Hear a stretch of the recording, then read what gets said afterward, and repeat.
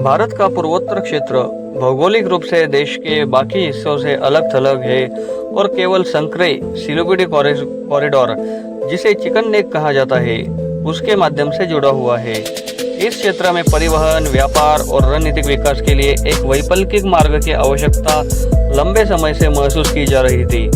इसी उद्देश्य को ध्यान में रखते हुए भारत और म्यांमार के बीच Kaladan multi modal transit transport परियोजना की शुरुआत की गई। यह परियोजना न केवल पूर्वोत्तर भारत की कनेक्टिविटी को बेहतर बनाएगी, बल्कि भारत की एक्ट ईस्ट नीति को भी मजबूती देगी।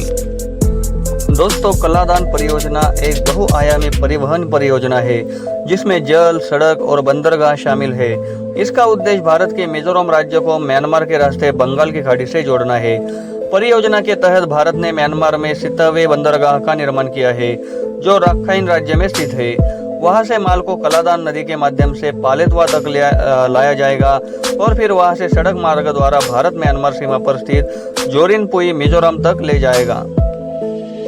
भारत द्वारा म्यांमार के राखाइन राज्य में स्थित सितवे में एक आधुनिक गहरे पानी का बंदरगाह बनाया गया है।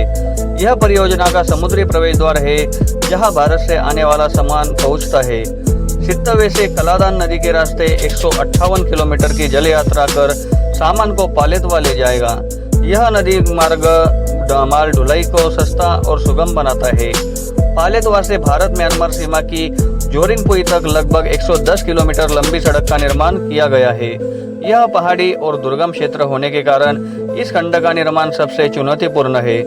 भारत की ओर से जोरिनपुई को मिजोरम के लवंग तलाई से जोड़ने के लिए सड़क और बुनियादी ढांचे का निर्माण भी किया गया है, जिससे परियोजना भारतीय परिवहन नेटवर्क से जुड़ सके। दोस्तों, कलादान प्रोजेक्ट पूर्वोत्तर राज्यों के लिए एक वैकल्पिक और सुरक्षित परिवहन मार्ग प्रदान करती है। इससे भारत को दक्षिण पूर्व एशिया के देशों जैसे थाईलैंड, लाओस और वियतनाम तक व्यापारिक पहुंच को बढ़ावा मिलता है। यह चीन की बढ़ती क्षेत्रीय उपस्थिति का मुकाबला करने के लिए भारत के लिए एक अहम कड़ी बनती है।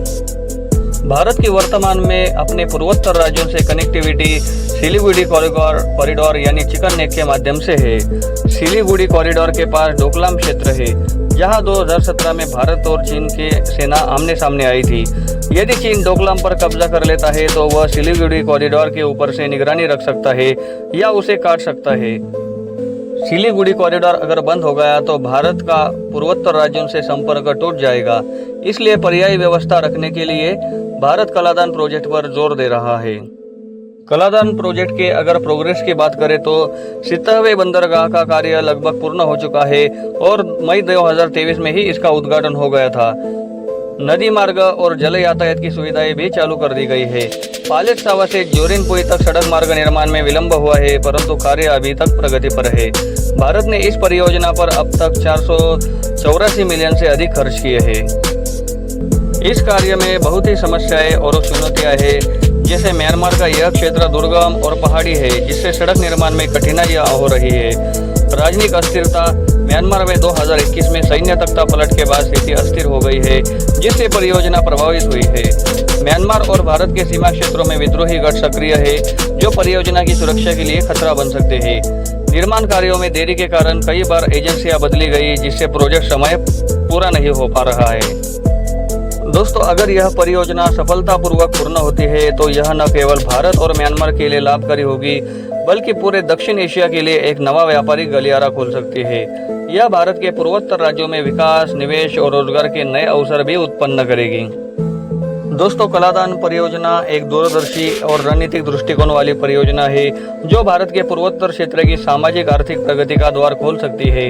यह परियोजना भारत के लिए न केवल व्यापारिक बल्कि भू राजनीतिक दृष्टि से भी अत्यंत महत्वपूर्ण है। यद्यपि इसके समक्ष कई चुनौतियां हैं, फिर भी इसकी सफलता भारत के एक्ट ईस्ट नीति को नई ऊंचाइयों पर ले जाएगी और क्षेत्रीय संतुलन में भारत की भूमिका को मजबूत बनाएगी।